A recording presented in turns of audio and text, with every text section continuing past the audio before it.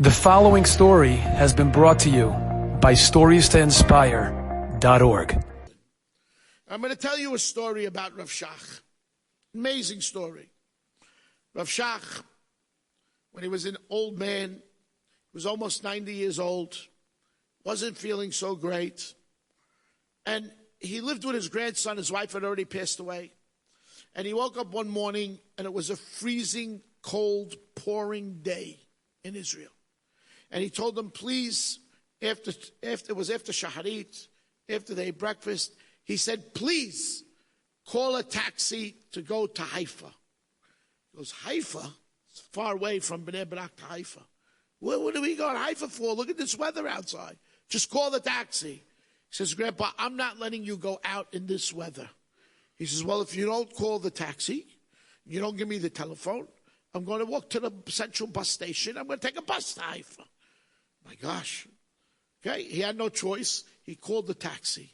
And out in this pouring rain in the cold, Rav Shach gives the driver an address to go to in Haifa. Ends up it's a funeral parlor. And they go in there and there's a funeral. Of who? A woman. There was barely a minyan. Rav Shach himself said Kaddish. Okay? They now get back into the taxi. Rav Shach tells the driver, go to follow the mat to the kivurat, to the cemetery.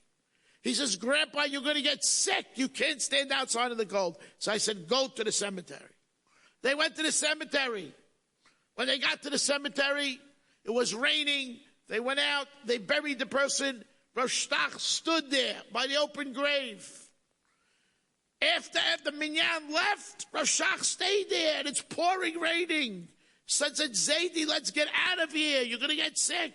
Finally, they get back into the taxi. The grandson demands an explanation. Says, Zaidi, I'm not going to let you get away with this. I want to know, what is this all about? Who is this person? It's okay, now I can tell you. He's soaking wet, he's drenched. He says, when I was 12 years old, I was accepted into a yeshiva for Iluyim, for geniuses. I was the youngest boy in the yeshiva. It was far away from home. Okay, there were no dormitories, there were no beds. You slept in the shul. But you weren't worthy of getting a bench. You slept on the floor till you were worthy, till you proved yourself in the yeshiva, and then when somebody else will leave the bench, you would get a bench. I slept on a cold floor, and it was freezing, till I eventually earned a bench. And now I slept on a bench. I didn't have a blanket. I didn't have anything. It was so cold. The summers were not bad. The spring was not bad. Fall was not bad. But the winters, the chill went through your bones. And then one day I got a letter. I got a letter one day on a Thursday from my uncle. He was a very rich man. He didn't have a family. He had a big business, a blacksmith business. And he wrote me a letter and he said, my dear nephew, I don't have anybody in this world except for you, my nephew. Why don't you move to my town? Move in with me. I'm a wealthy man. And I'll leave you all my money. And I'll teach you the business. And I'll give you a few hours to learn also. No problem. And you'll be a rich man. Rav Shach that night went to sleep. It was so cold. He says, you know what? After Shabbat, Sunday, I'm leaving. I'm going to live with my uncle. I'm taking over the business. He was a young boy. Maybe a year went by since he joined this yeshiva. He was 13 years old. Okay. The next morning, that day, Friday, a woman comes to the yeshiva with a wagon. She's pushing a wagon of blankets. She says, my husband had a factory. He made blankets. And he was killed in an accident. And these are the leftover blankets from the business that's left that weren't sold. I want to give them to the yeshiva. And Rav Shach tells his grandson, I was zocher. I got one of those blankets. And that night, Friday night, and Motzei Shabbat, I slept so well and warm. I said, I'm not leaving yeshiva. And because of that blanket, I stayed in yeshiva. That's this lady. What happened to her? This lady was in the war. Her husband passed away, and the war came. She survived the war. She went through terrible times in the war. She survived the war. She made it to Israel. She lived in Haifa. She never remarried. And she was very poor. And I would send her some money from time to time. Now they informed me she died. I said, I have to come to her levaya to show Hakarat Hatov. So his grandson said, but Zaidi, why do you have to stand out there in the pouring cold after everybody left? He says, you know why? Because I wanted to feel that chill again, the cold go through my bones, like when I didn't have a blanket. And I wanted to appreciate this woman, what she did for me. And that's why I stood there. This is what Hakarat Hatov means.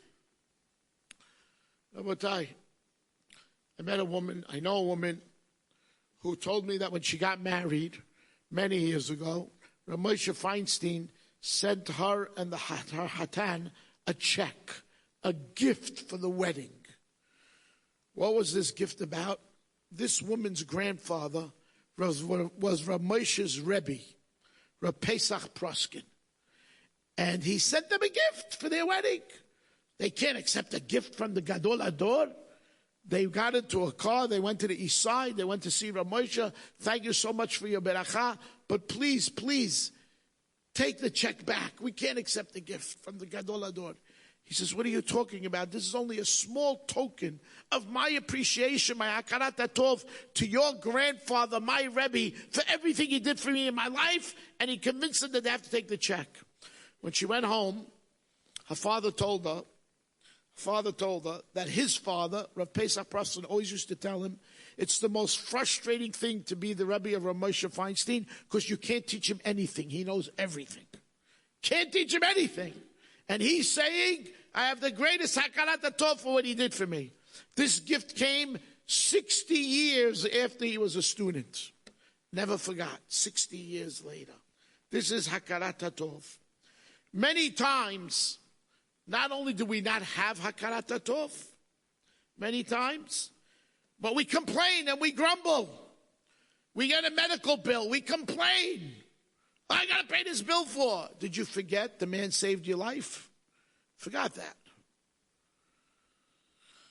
Pay taxes. I don't want to pay taxes. Every which way I can figure out how not to pay taxes, I don't want to pay.